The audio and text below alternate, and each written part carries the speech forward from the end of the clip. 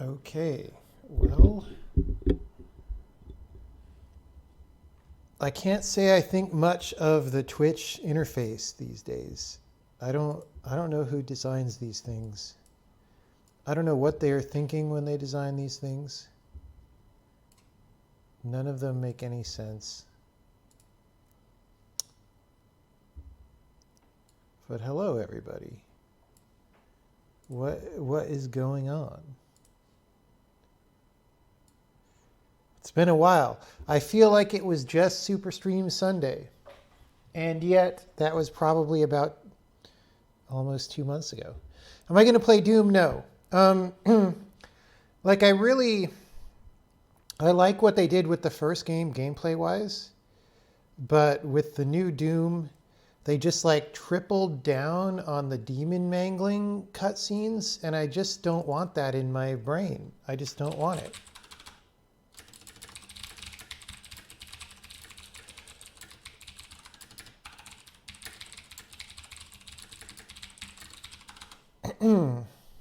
How's San Francisco? I don't know because I don't go outside that much, but it's fine, I guess.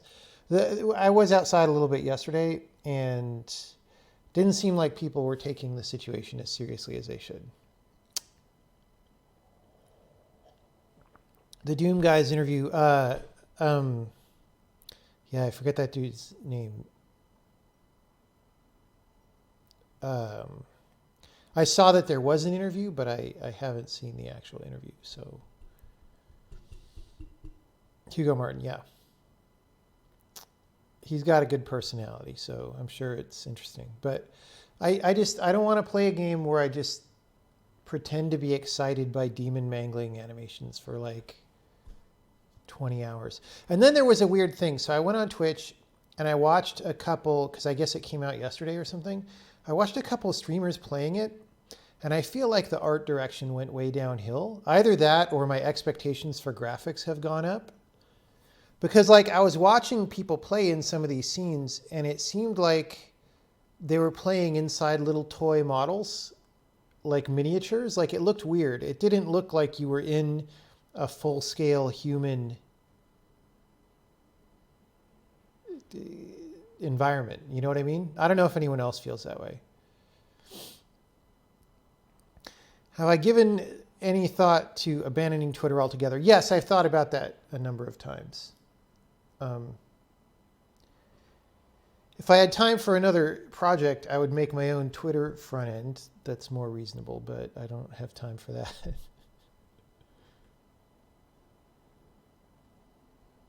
Am I going to play the new Doom game? We just talked about that.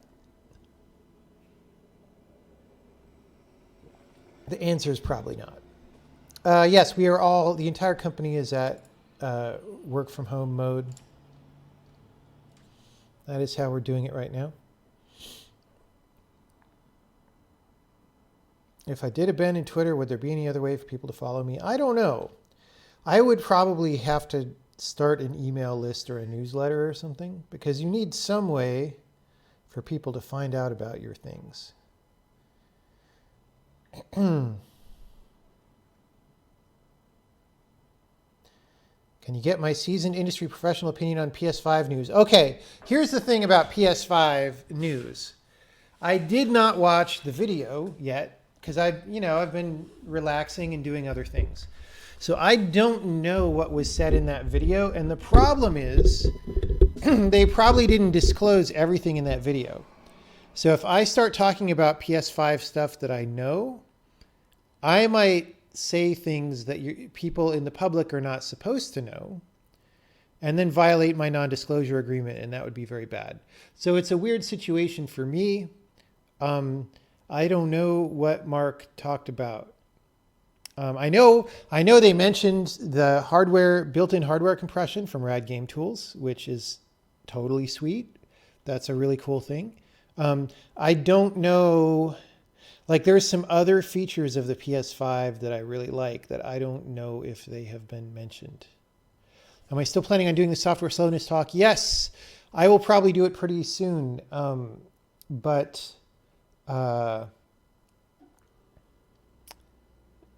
not as a gathering like I was going to do it before. I might just record it here in my apartment. Will the programming language compile for next generation consoles? Yes, it will.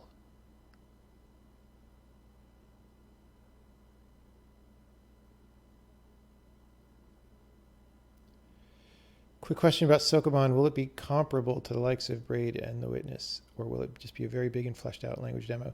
No, we've been working on it for years. It's a big game, and it's a good game. It's not, it's not a demo. It's a real game. Any unexpected revelations? Not really. I've been meaning to expand the beta for a little bit. I haven't done that yet just because I've been busy. I was traveling. I was prepping a speech and stuff. There's like one bug in the compiler that I want to fix. It's like some intermittent crash. And then, we might do a stream on that later on. And then once that's fixed, I'll double the size of the beta.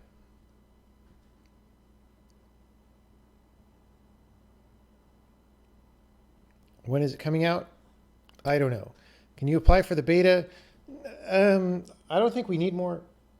I don't think we need more beta applications right now. For some reason, people started sending me more beta applications. I don't know if that was an idea someone had to get a bunch of people to do that. But it's not. We've got enough people right now. The beta is still not big.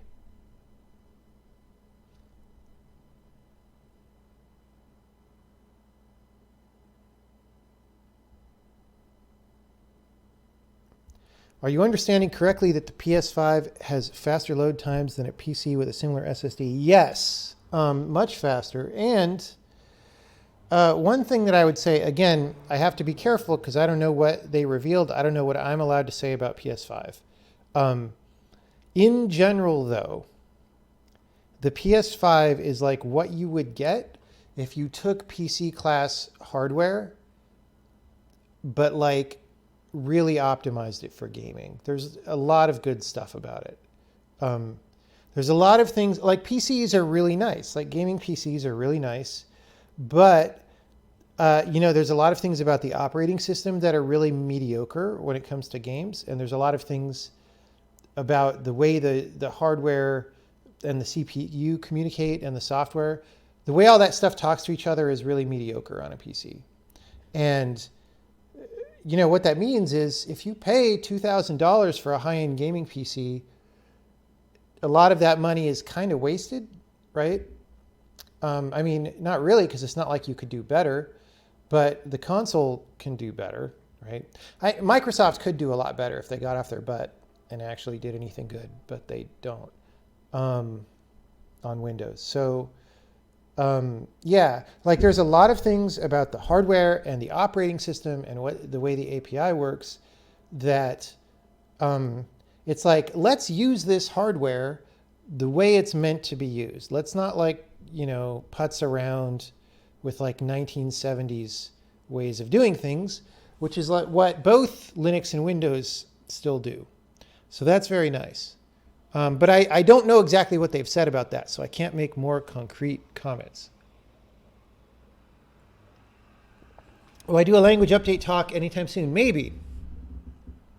How separate is Sokoban from its engine? It's not that separate from the engine. What we're going to do is we're going to have a version of the game that's cut down with much of the gameplay code subtracted, and we're going to release that.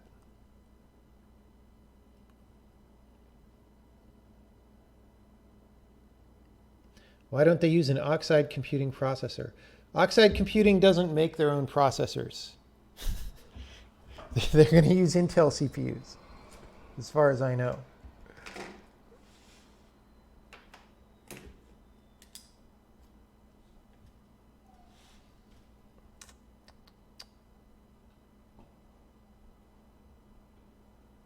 I'm writing down ideas for other streams to do. I just had one. And then I had the idea to write it down, and then I forgot what it was that I was going to stream. Oh, yeah.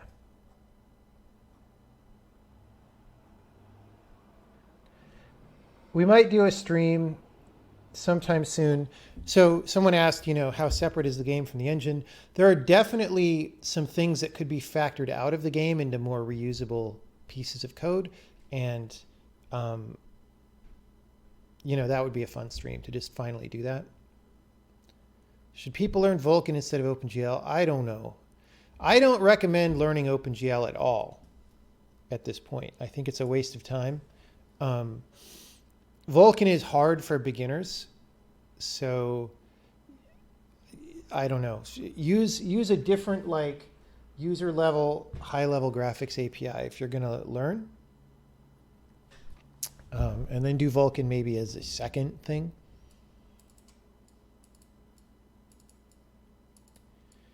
How difficult would the jump to the new programming language be for a Unity C# pleb that hasn't touched C++ since briefly in university? Well, it's a much simpler language than C++, so it's easier to learn. There's not as many crazy things. It depends on what you were doing in C#, right? Like if you were just writing little 10-line methods that plugged into something else and didn't know how the architecture of everything works, then that's a thing to work on. That's something you want to go back and deal with, right? Yeah, I don't know. It's trying very hard not to be a complicated programming language, and so you don't really have to worry about that dimension. Someone says on paper Xbox Series X is more powerful, but you assume since both will be very comparable, it won't be noticeable by the players. I honestly haven't sat down, so I'm in a difficult position, right? Because I'm disclosed on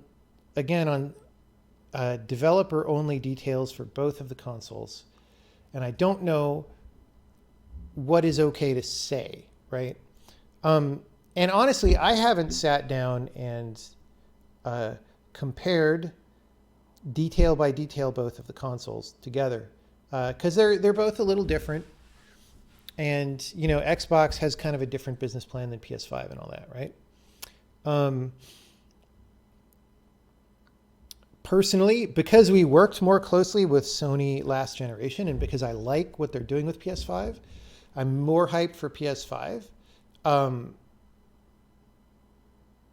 But I think they're both going to be good consoles. I don't I think games on both of them are going to be interesting and good. So,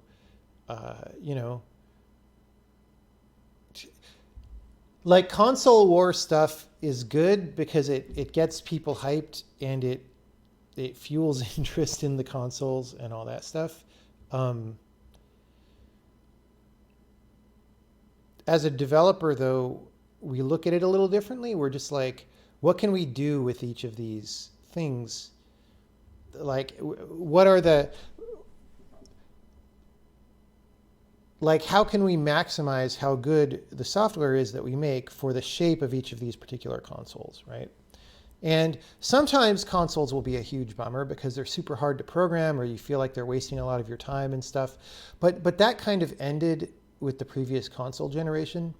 Now most of these consoles are not wasting your time. Most of the certification processes are kind of wasting your time, but the consoles themselves aren't anymore. And so as developers, we just look at it as, okay, here's a good opportunity. What can I do for people who wanted to have an Xbox, or for people who wanted to have a PS5? What can I do to do the best possible thing on this console, right? That's the healthy attitude. How is the System 76 laptop? I don't use it very much. The build quality is not good. The software is not that good. It's a good way to do Linux compiler stuff, which I haven't done in a little while, which is why I haven't turned it on. It's much better than trying to do Linux compiler stuff in a VM. So that's good. So it's paid for itself already in terms of my quality of life as I work on compiler stuff, but it's not like a good laptop. Have we already worked in how we're going to split the code for the release? No, that's something we'll do at the end. Will I eat an MRE on stream? We might do that. I did already have one off stream, but we could pick one.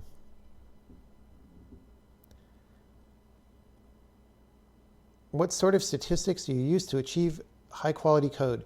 So, okay, this is an interesting question.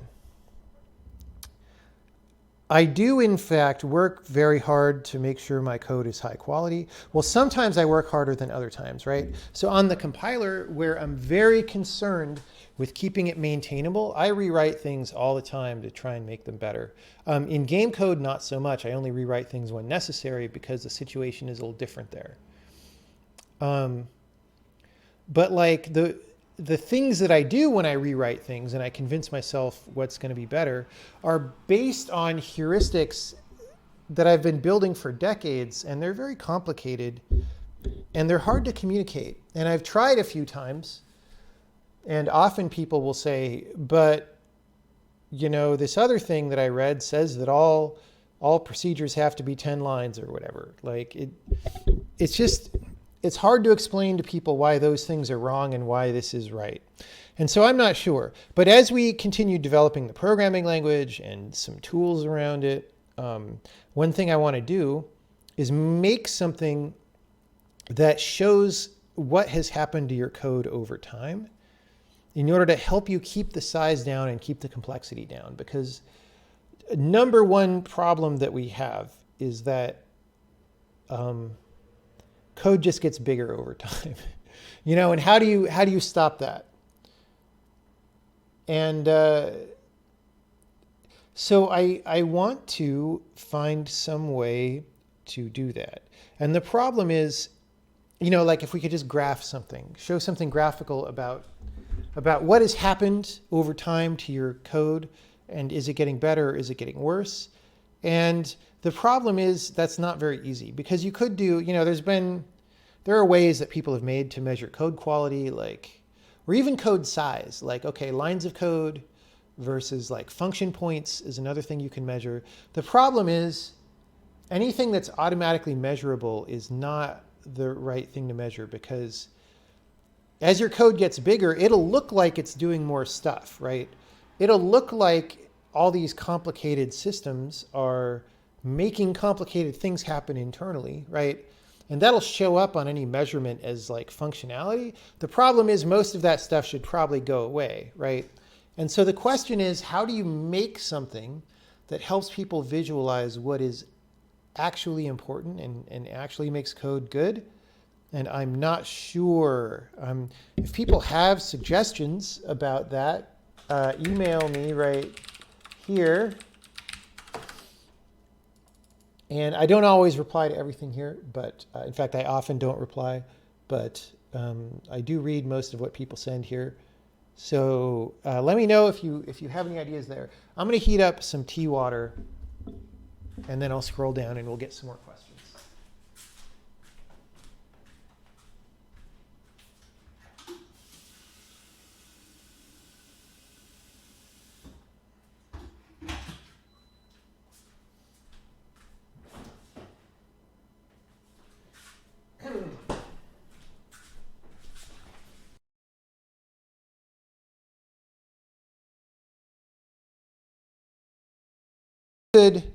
You could use it for 2D, but you'd end up removing most of the stuff. You'll see, if you stick around long enough for us to finish Q&A and start programming, you'll see what it's about. Does DirectX work on non-Windows systems? Not really. Do we use an LLVM backend? Yes, but not solely. We use an LLVM backend to generate optimized code. We use our own backend to have a fast backend, because LLVM is not fast. What's the current count on people in the beta? It's less than 10, and that's just because I've been slow to increase the size of the beta. We're about to double that at least. Could I recommend some learning path or source about building a compiler from scratch? I'm sorry, but I don't know anything good. All the compiler books that I read are not good. And when people started asking this question, I bought a bunch of compiler books. I probably have them laying around here somewhere. And like, you know, a lot of them have pieces that are good, but none of, wow, Emacs just keeps wanting to autosave, and it's, stop it. I guess I'm not setting my home directory. Let me actually load a file. No. I'll load a file and then I'll make a buffer. So this is a new computer. So everything got reinstalled a few weeks ago, and some stuff is, of course, because computers can't just work, some stuff is still a little weird.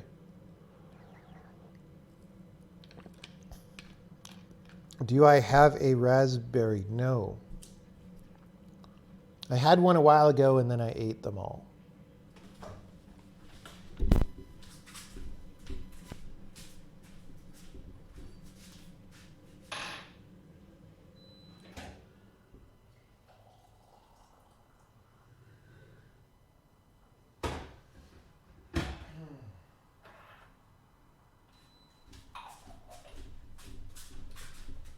I made a game prototype called Raspberry, which you could find on the internet if you search for it.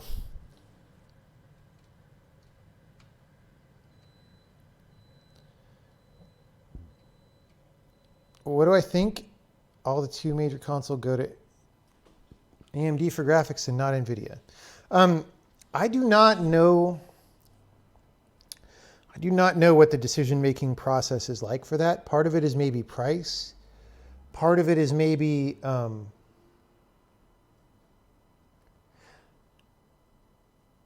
mean, the thing you have to understand is for these consoles, they're not just totally buying off the shelf chips, right? It's like the people making the chips like work with them and make customizations and stuff like that, right? So I don't know, there's probably just a lot of factors that go into that.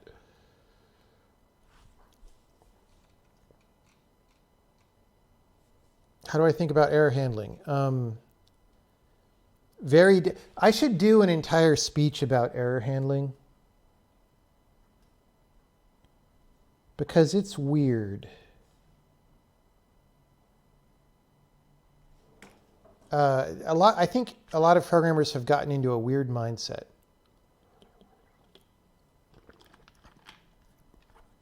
About it. So, are we still adding features? Yes, occasionally, but not very often. We're more like hardening it and making it better. I was going to give a few talks recently. What's the status of those? Yeah, I'll do those. I'll probably live stream them at some point. The most recent one, so I gave a talk last week that I'm hyped about. I've since I gave the initial version at a private conference, I've thought of some new stuff to add to the end. So I will do that and just generally update it and make it better. And then I'll do it live streamed. Since I like to eat chocolate. Let's be kind of on topic for technical questions right now. When will I throw away Emacs and move to 4Coder? I tried switching to 4Coder, and in the first like 5 minutes I couldn't even, do anything. So I gave up. Like, I don't know. Yeah, it did not go well.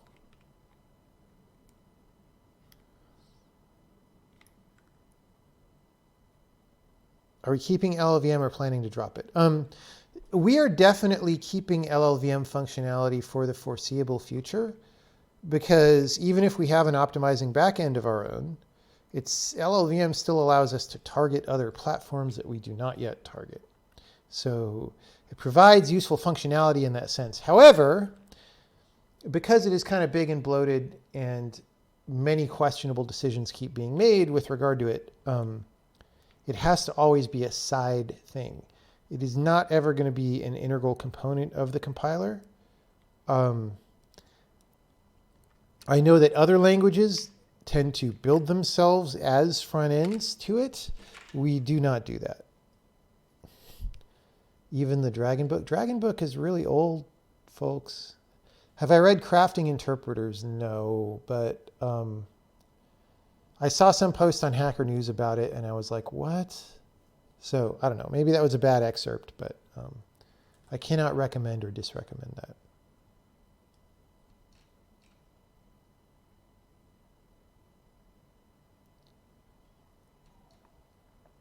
Is CoCore a good tool to make compilers? I don't know what that is.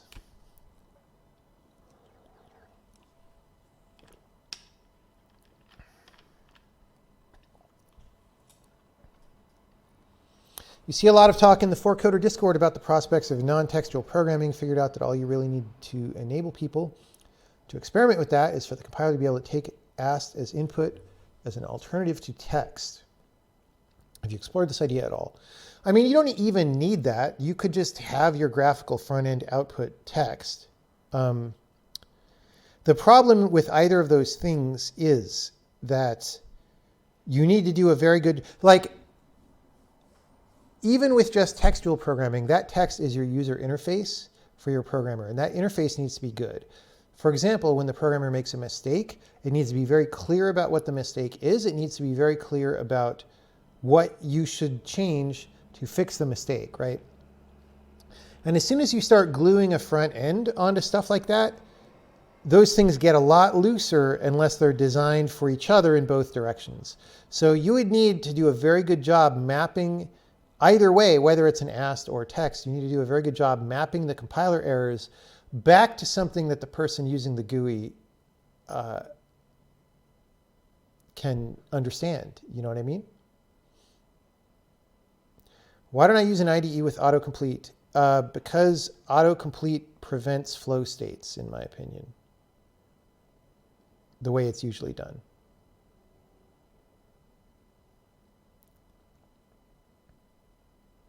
I mean, I could set up autocomplete in Emacs or something, but I just don't, I'm not interested enough in it.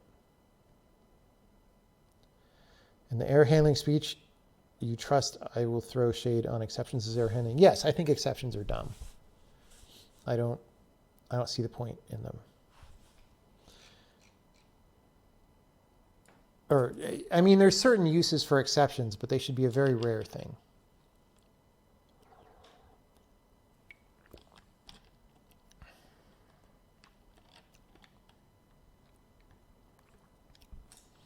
Xbox is fixed GPU, CPU speeds in PS5 variable on both. Thoughts on these approaches? I mean, the variable thing is new to me, so I don't know, honestly. I don't know how it's going to work out. I mean, I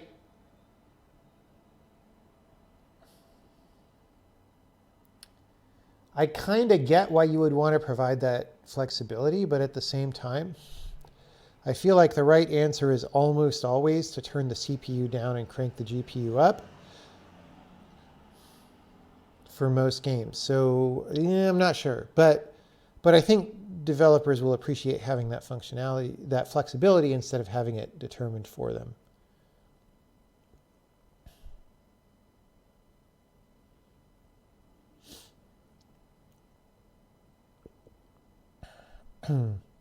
Do I feel that when people try to cancel me, my audience increases?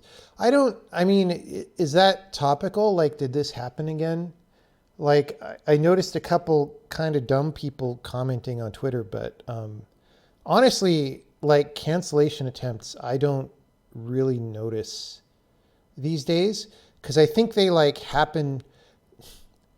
There's a certain very, I guess I went off the technical topic, but we'll bring it back by talking about social media technology. Like, there's a very echo chambery structure that, oh no, my tea. Well, it's like a third steeping, so it won't be that over steeped. Hold on, tea emergency.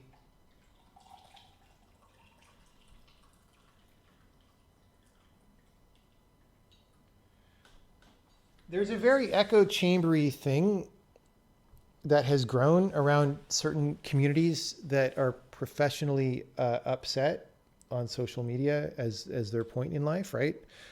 And like, I just don't really see most of that anymore, almost ever. So it doesn't bother me that much. Like, I wish, it bothers me in a different way. Like, I wish I wish that Twitter and other online forums kind of places were places where I could have a more nuanced and interesting discussion where people were like actually trying hard to understand what each other were saying, as opposed to like trying to grab a sentence and decontextualizing it and yelling gotcha, right? But that just doesn't appear to be the reality that a lot of people want. And so what I've sort of determined is that if I'm going to try to have any nuanced conversations, it just can't be totally in public like that. It can't be like democratized where anybody who wants can chime in, because there are enough people who just want to say stupid stuff and derail a conversation that you just can't really do that. And that's a bummer. It's a failing of what we have built technology-wise.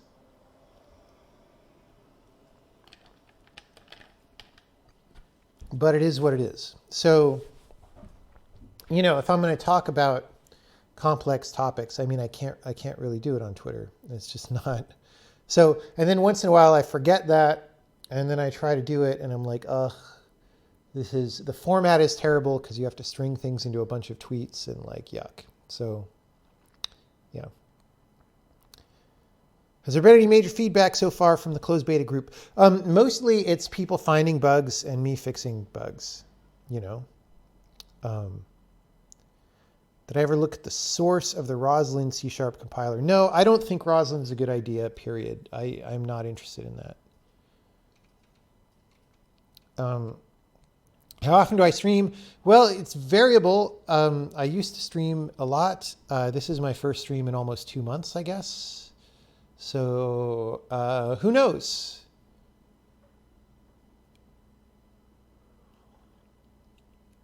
Do I still use entity style architecture even if I implement it myself? Yeah, I mean, I have things called entities in the engine for sure. Do I ever look through other source code for architecture styles? Not in a long time. I mean, you have to keep in mind I've been making video games since the 1990s. So I have done that before. How's Seattle right now? I'm in San Francisco. I don't know how Seattle is.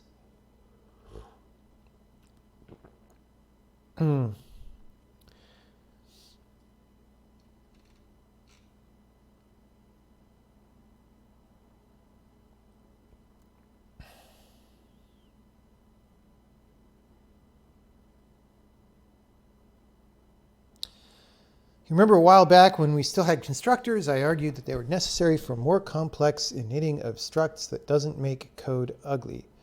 Now that you've replaced them with defer and macros, how do they solve that very problem?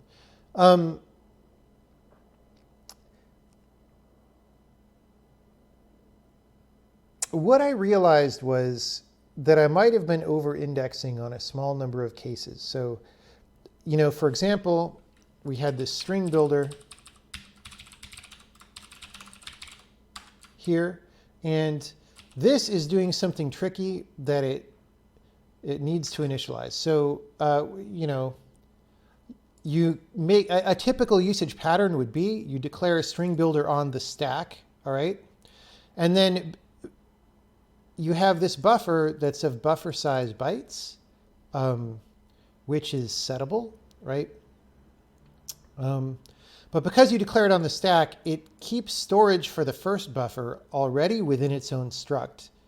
So that'll be 16K allocated on the stack anytime you declare it, because you don't want to do a heap allocation anytime you start making a string. That's relatively inefficient. If most strings that you're going to make are short, then you would rather just do it in very local memory on the stack and be done with it, right?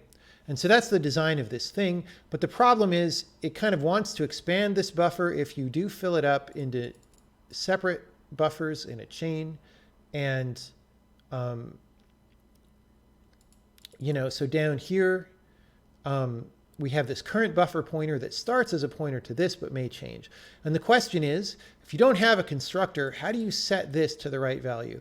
And what I decided was, you know what, instructions are cheap today. At every entry point into string builder, we're just going to check if this is null. And if it is, we set it, right? So if you look, we just do this every time. So we don't require people to initialize it at all. And maybe that's a good pattern, right? Maybe not, because if you have too many entry points, then you have to have this preamble everywhere, and that's a little bit error prone. But I'm not sure if that's worse than, or I'm not sure if that's as bad as having constructors, honestly. We'll see as it works out. Another thing that could happen is, we do have a thing called an initializer that initializes members to constants and whatever.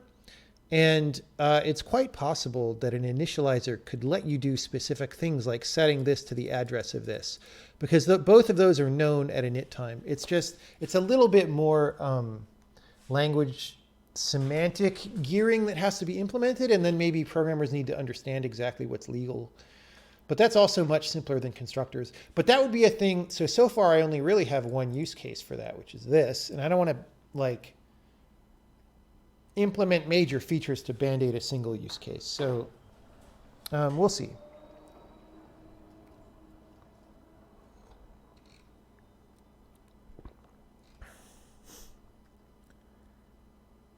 Have I thought about doing a talk on communication? Maybe. I mean, I'm not sure that I'm the best communicator. I've gotten good at certain kinds of communication that I've practiced, right? So when I go give a speech about something, I've done that enough times that I am much better at it than I used to be. That's different from, for example, communicating to someone in your team about how to make a game or something, which is harder. And I'm not sure that I have concrete steps with regard to that. LetterWiki has been getting popular in classical liberal circles. Okay, I never heard of that, but I could look at that sometime. How did the multi-threading stuff go? I'm not even sure which multi-threading stuff you mean. That's how long it's been. Did I do struct literals? No. Oh, that's a good stream, is to start doing struct literals. So many things on the to-do list. Doom tomorrow? Nah, I'm not going to play Doom.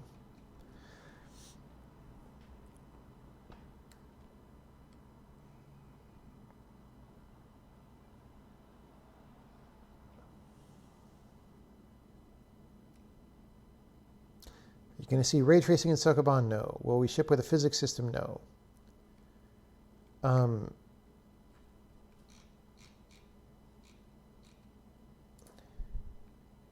Don't you mess up the branch predictor when using these kind of checks all over the place? I don't think so, because see, the first time you hit a branch, it's not going to be in the whatever you call it.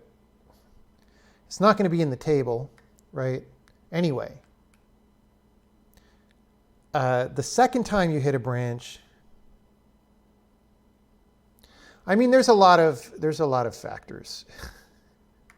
I don't know. We have to start talking about specific CPUs to really answer that question.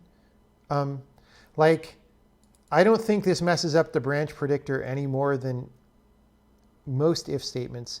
If anything, this is better than most if statements, because this branch is going to be not taken most of the time.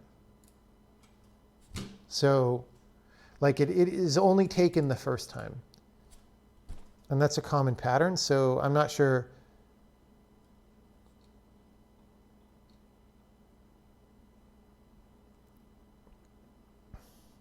If current buffer is pointing at base buffer, doesn't it kind of break down if the programmer passes the string around? It's not a string, it's a string builder. Those are different things. You shouldn't copy it and expect it to work.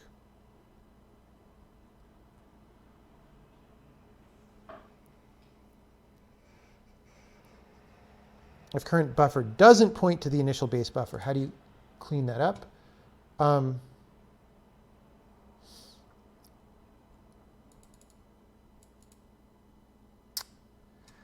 Basically, so when we allocate new buffers, right, you allocate one somewhere, either in the temporary allocator or on the heap or whatever. It depends on what your allocator is set to.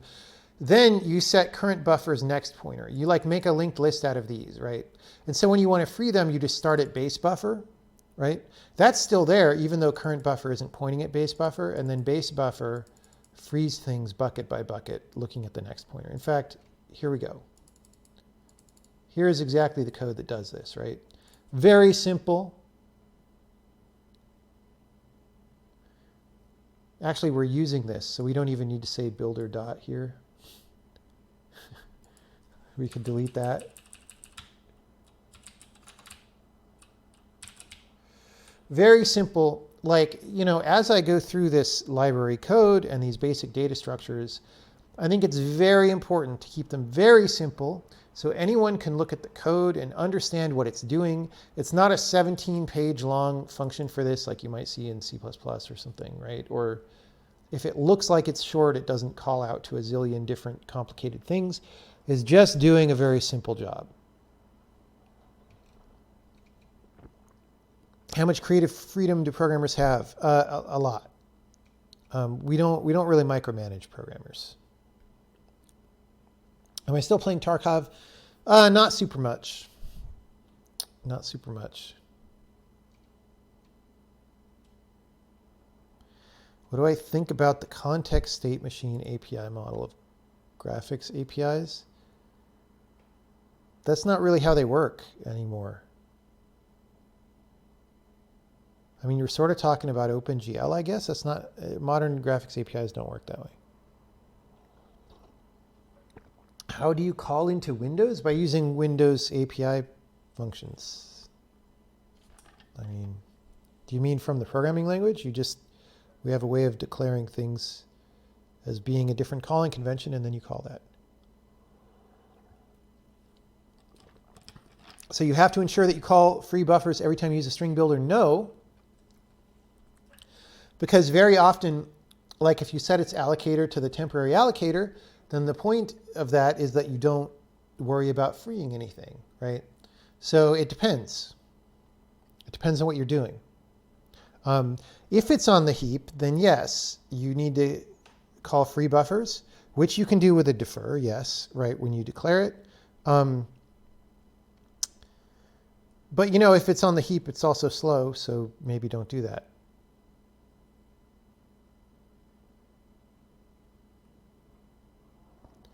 Could a compile time program insert the calls to init the string builder automatically?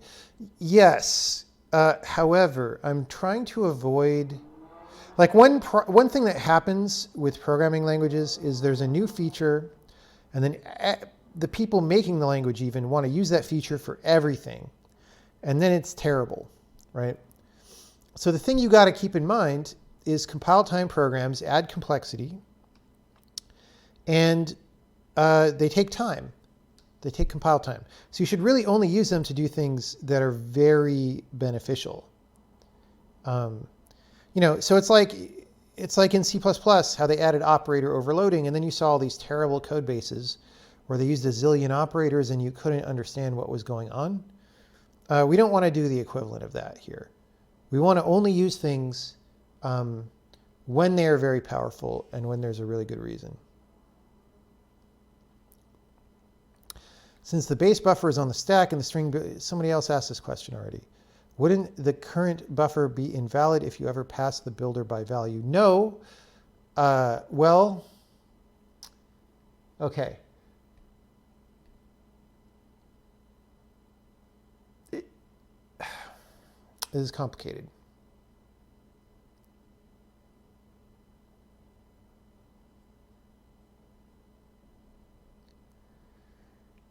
If you pass it by value, you're not really ever allowed to get a pointer to it again in a way that's meaningful, and so you shouldn't be expected to be able to add strings anyway, right? If you pass it by value and you want to get a string from it, well, that string is stored in the heap managed by the other copy anyway. So that needs to be alive anyway if you're going to do that, right? I would say it's bad form to do that no matter what. Like, you just don't want to do it. But it's like well defined what happens if you do it.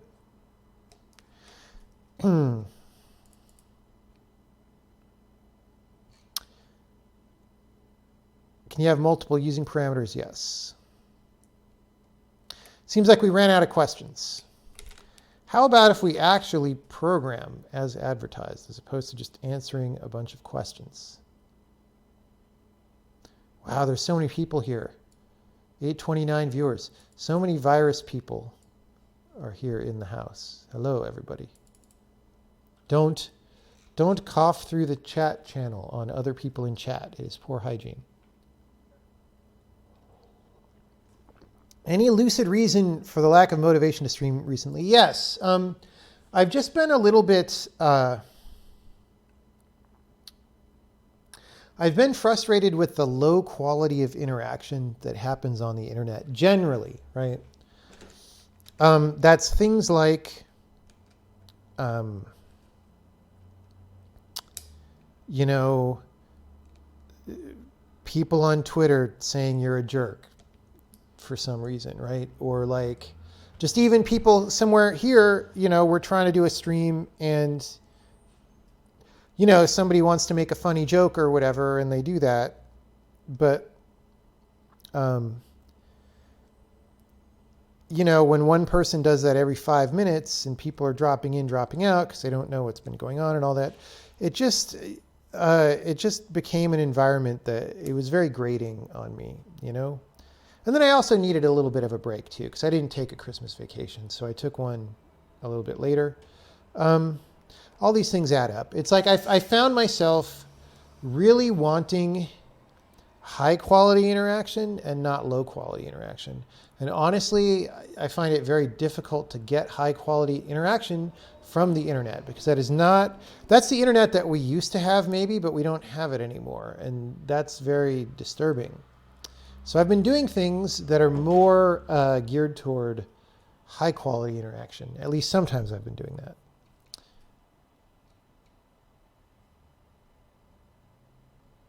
If you use temp, your code is most likely not good. Okay. You are not a programmer I would hire. Sorry, but that's how it is.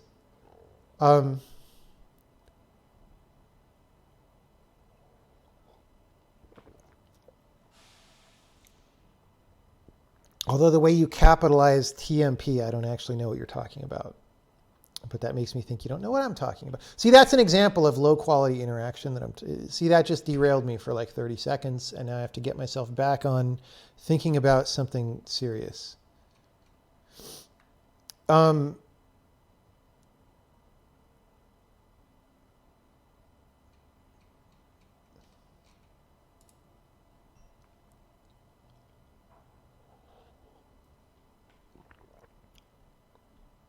Oh, TMP is template metaprogramming. Okay, I thought that was a response to temporary storage thing that I was saying. Template metaprogramming, well, I mean, I use a small amount of it when I'm programming in C++. I just don't use it very much. I do think it has its uses. However, because it's not nearly as good as it should be, those uses are very limited.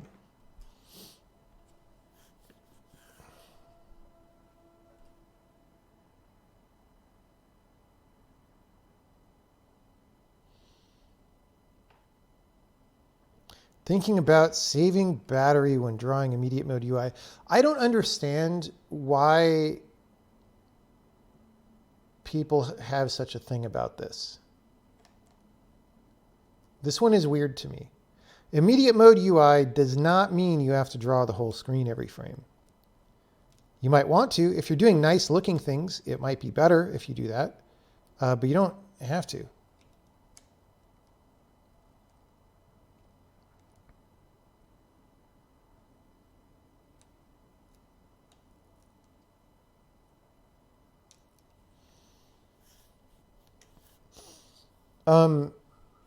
I mean, okay, Casey makes this point all the time too. Immediate mode in immediate mode UI simply means what is the interface from the programmer to the API, right?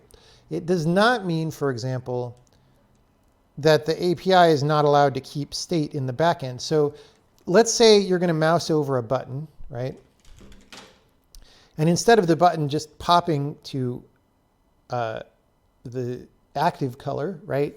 Let's say you want it to gradually glow, right? As it comes on, it's a higher quality thing. To do that, you need to keep some state.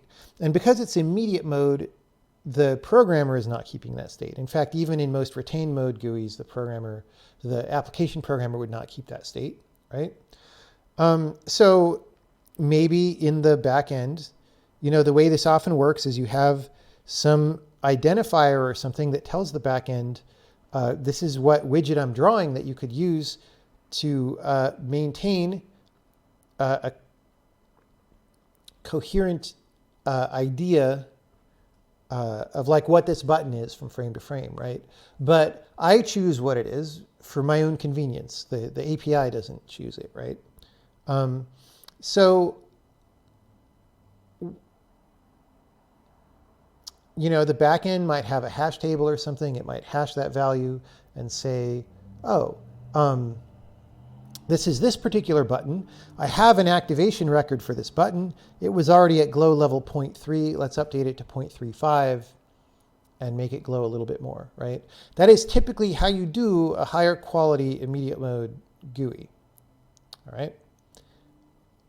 Once you have that kind of a structure, dirty rectangles is not a big deal because you just have, some state records in hash tables for the various widgets, and if they need to redraw or not, and you redraw them or don't, right? It's like not really that different. The one difference is that the user level code probably does run through some if statements every frame that it wouldn't if it was retained mode.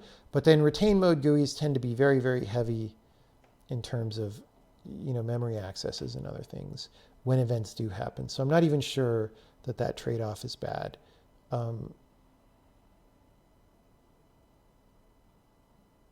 Would using array syntax to access dictionary values be a valid operator overload in my eyes?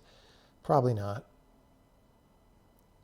Simply because, that's fine as long as you want to do a super simple thing. But there are multiple ways that you might want to look up something in a hash table or dictionary. And then as soon as you want to exercise, just make it a function. Why would you not just make it a function?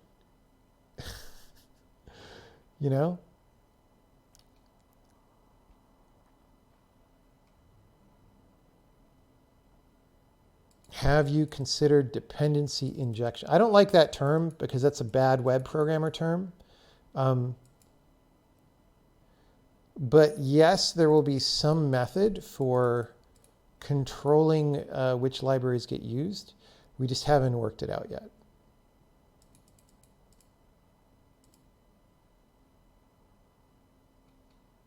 Are things like React an intermediate step between immediate mode and the other? I don't know what React looks like. I'm completely uninterested in anything in JavaScript, so I don't look at it.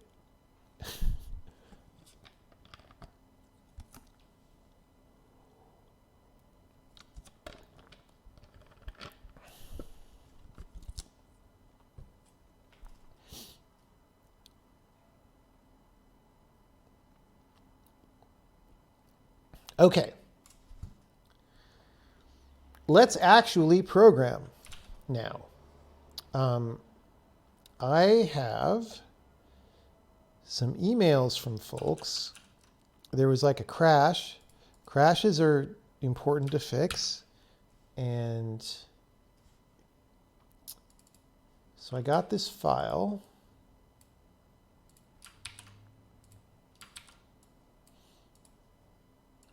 And we're gonna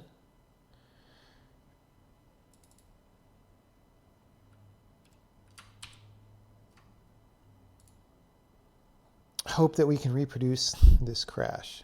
Misnamed state of state active. I'm still using Visual Studio to debug, unfortunately. Maybe we should switch to Remedy sometime. Haven't done that yet.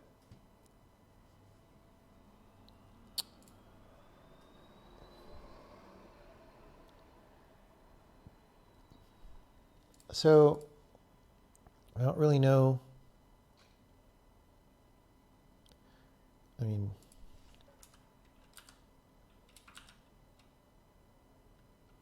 like I'm getting these errors that he sent me in this email, but I am not getting a crash. Oh, it's when someone falls. Ooh, I really messed this level up, didn't I? All right. All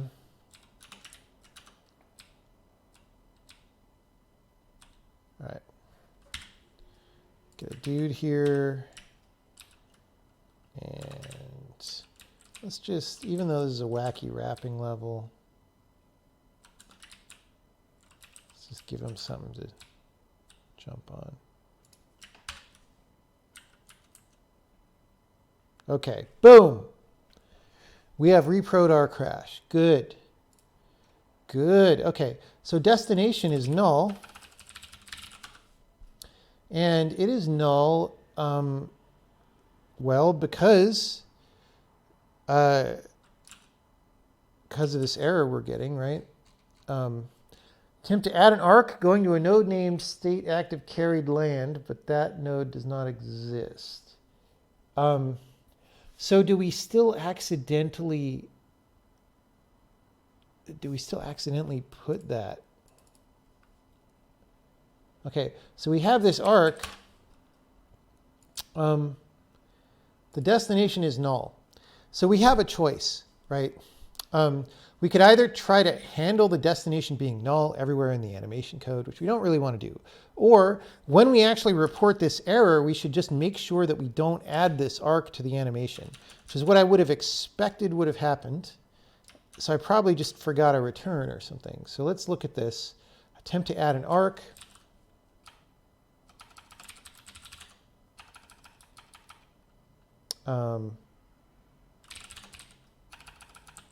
Hold on, it's in Sokoban. That's what, okay. Attempt to add an arc.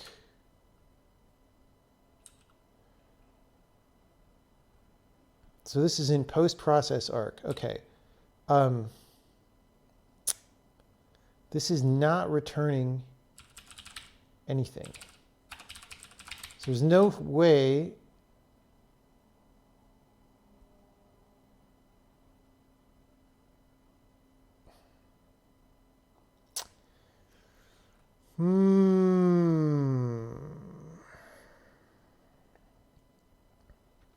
we didn't really give ourselves away.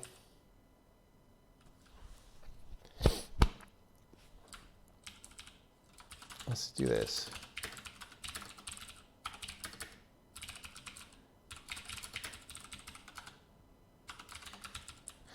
So I don't think this used to be post-process. I think it used to happen right when we were loading, and so this bug was introduced at some point. Okay, so, ooh. We don't have an ordered remove. And this is a problem because order matters.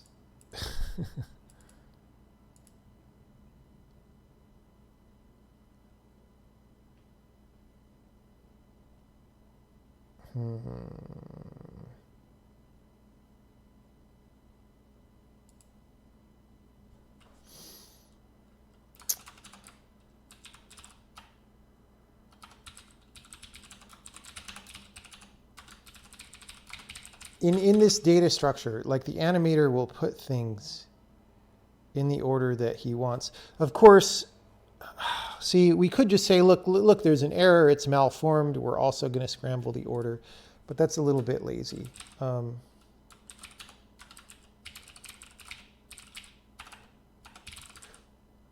So this is a little bit of a funny thing.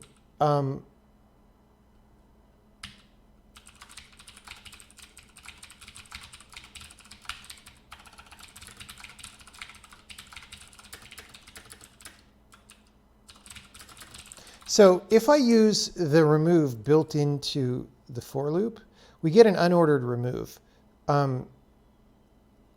but we don't have to manipulate the index or anything. Maybe, see, so if you want an ordered remove, you kind of have to do it at user level and then tweak the index, which is not great, but it's not that big of a deal if you're an actual programmer. So because this is all well defined and you know what everything does. So I don't know. Okay, so we need this to actually return bool. Okay.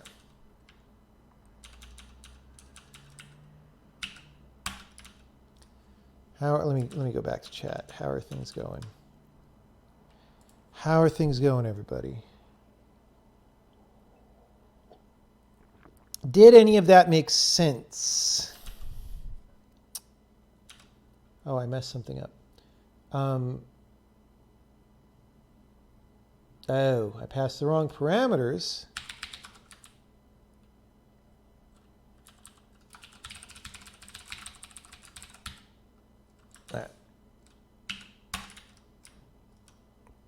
What's a graph or an arc? So it's literally just like a graph from graph theory, right?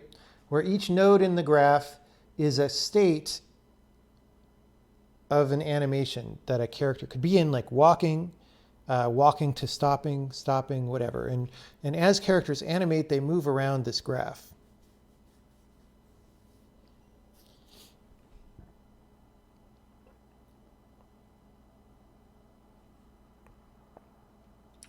You're busy having low quality interactions in chat. I can see that. I can see that. All right.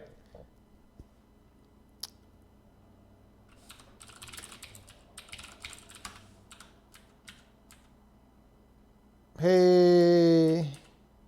So you'll see when he lands, he doesn't really play an animation. He just clomps down. Boom.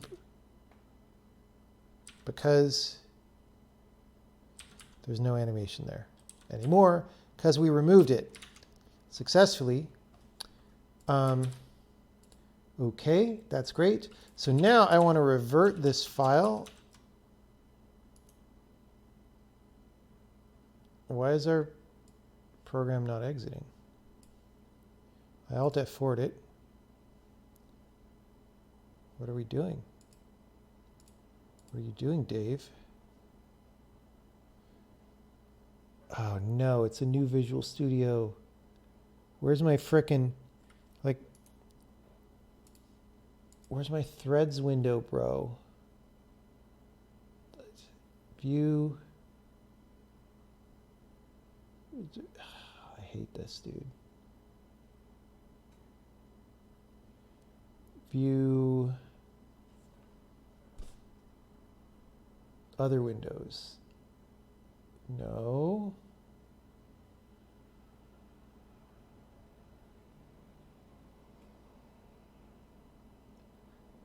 I don't remember how to get the thread windows. This highly necessary window that every programmer wants. Debug. Why is it in... What? Debug. Great. Threads. And then, of course, it puts it here because that's exactly where you want the threads window. All right.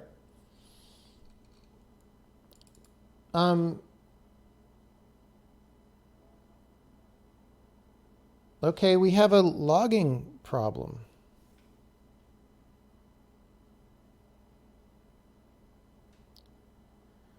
We're trying to take a mutex that somebody else is holding.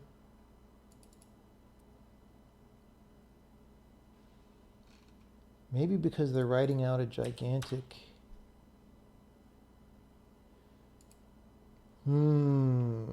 I feel like that's a weird thread safety issue. We're going to look at that.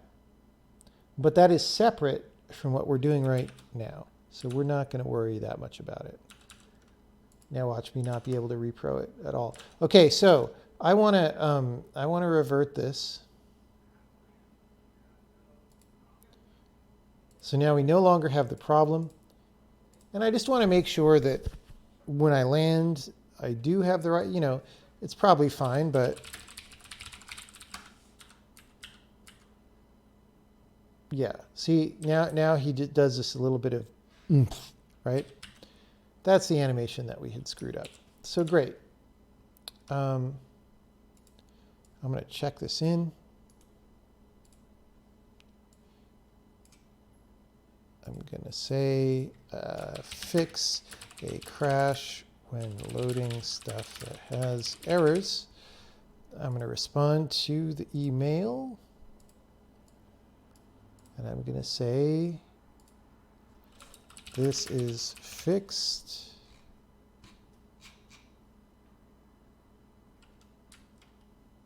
Actually, I'll say it down here in the thread. This is fixed. This is fixed. See, I do work sometimes even from home during the virus when a lot of people are just reading the internet. And I just stream on the internet.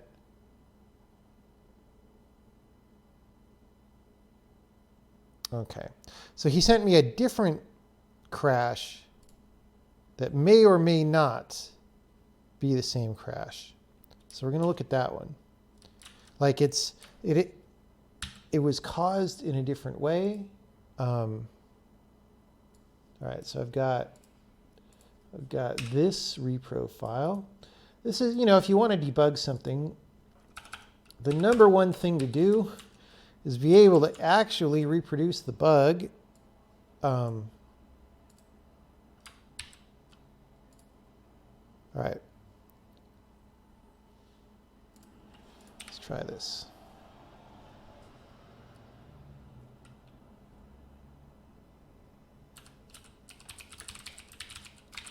It's like, why is the window like not avoiding the taskbar?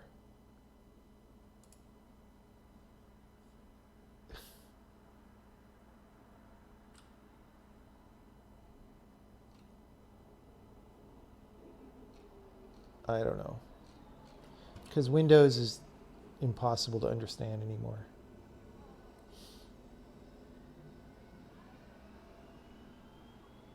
Anyway. Oh, I re-enabled saving undos in the save games. That's something that happened since last time. Okay. I'm going to reply and say, I think this one got fixed as a side effect of the other fix, i.e. they were the same problem. If it is still happening, let me know. All right.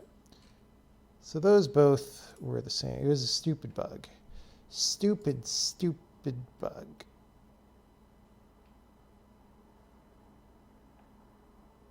Stupid bug. All right. I do have... Are there any questions about what I just did? We're going to move on and maybe do some actual tasks related to animation.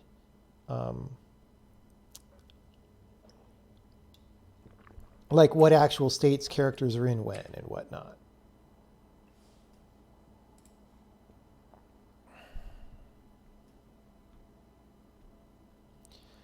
What would I think about having an until loop? It's kind of a waste of time.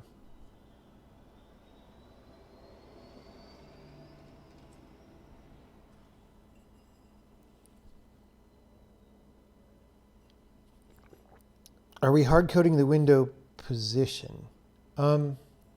We might be accidentally doing that now. We definitely edited the windowing code a little bit, and we might...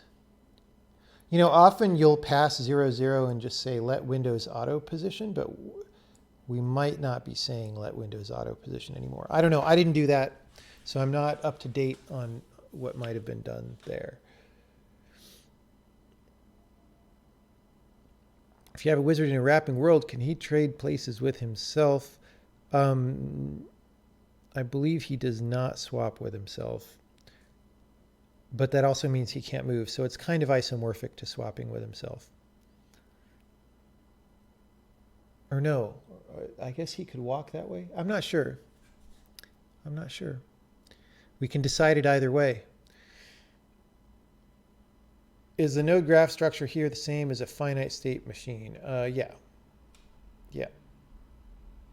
What outstanding programming needs to happen on the game? A lot. Games are a lot of work. Looks like you're dropping a lot of frames on stream when the game is running. Is that true? Let me see. The stream itself has not dropped any frames. This level does seem to have a very inconsistent frame rate. Like the FPS is bouncing up and down. I have no idea why that would be. That didn't used to be the case. So yes, it is. Even for me right now, that's not a stream artifact. It's like, it's stuttering very heavily. And I do not know why. That's a new thing. If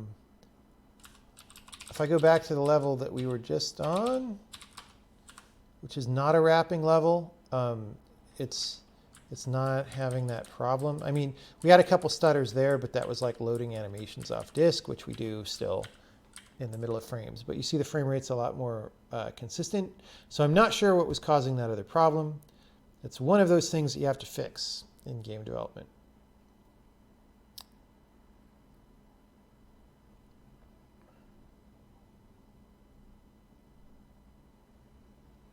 For you, it's dropping a lot. Well, that's you.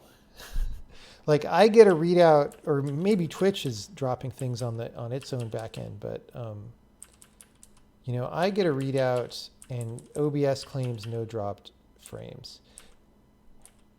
Although, okay, see, this is weird. I actually don't know what you guys are seeing. So I got a new version of OBS here. When I'm running this character back and forth, it looks very choppy on OBS, but it looks very smooth in the game. Is this looking choppy to you, this running back and forth?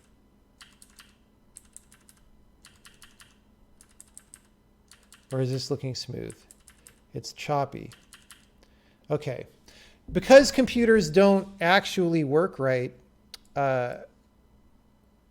we might not try to fix this because we might have to shut down the stream. I don't know, like, there's something about the display capture method in OBS that's like too slow or something. I don't know. I just installed it and ran the configuration wizard, and this is what it did. Yeah, sorry about that. Although it might be hard for us to work on animation stuff if you guys can't see what the animations are. So maybe I do have to fix this. Why am I still working with computers? I wish I knew. I wish I knew.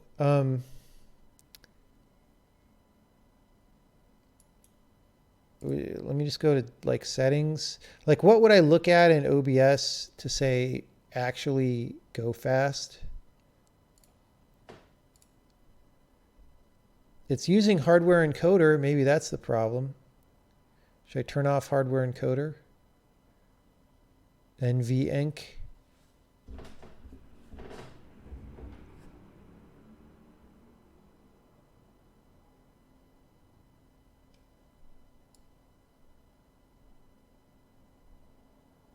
Try running OBS as administrator.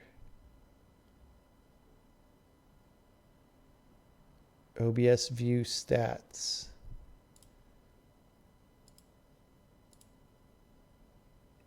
Frames missed due to rendering lag. Skipped frames due to encoding lag. There definitely are numbers here. They're still much lower than what it looks like in reality. Someone says run as administrator.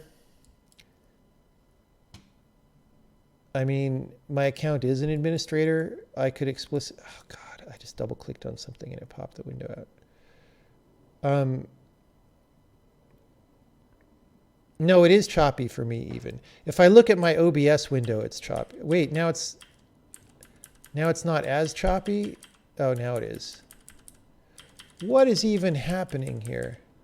Okay, I think we're just going to turn to software encoder and see what happens, because I have a lot of CPUs. Because I feel like it's fighting for GPU time with the game. Can